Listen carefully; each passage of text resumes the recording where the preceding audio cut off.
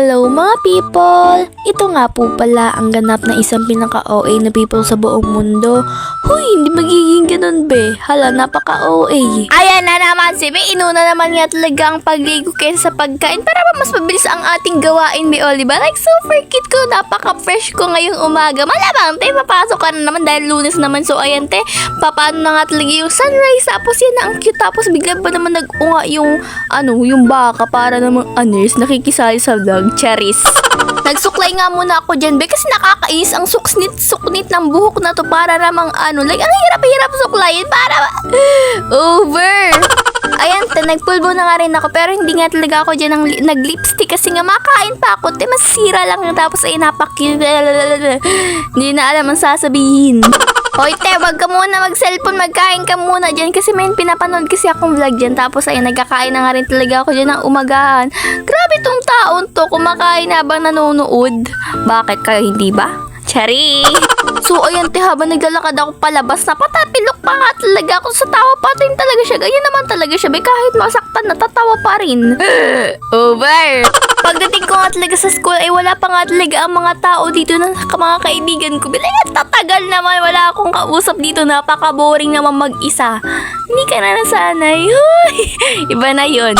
So ayan, trespassing nga talaga kami dito sa dati naming room kasi nga na-miss namin to. Like, hindi nga talaga nag-iba yung yung presence niya. Like, dati pa rin yung yung itsura niya, yung mga memories namin na iniwan namin dito mga gamit. Tapos dito pa nga rin talaga yung chinelas ko, kaso nga di ko na talaga na-videohan. Nagtigil na rin talaga yung video.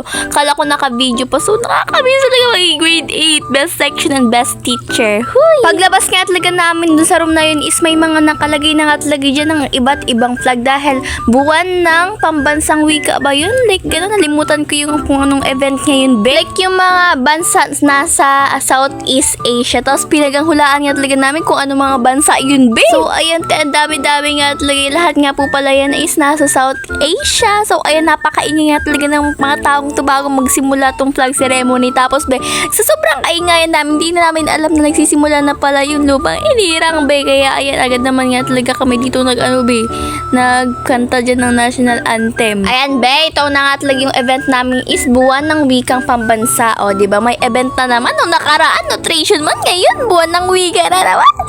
Over.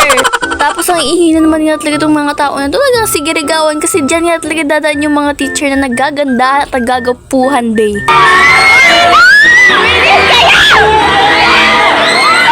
Talaga yung mga teacher, o diba, napakaganda naman ang mga kasuotan nila, like mga na iba't ibang bansa nga talaga, tapos nakikisigaw na nga talaga ako dito, like super gaganda naman kasi talaga nakikilig ang kagandahan. Tapos meron nga talaga dito mga intermission ng parang folk dance ba.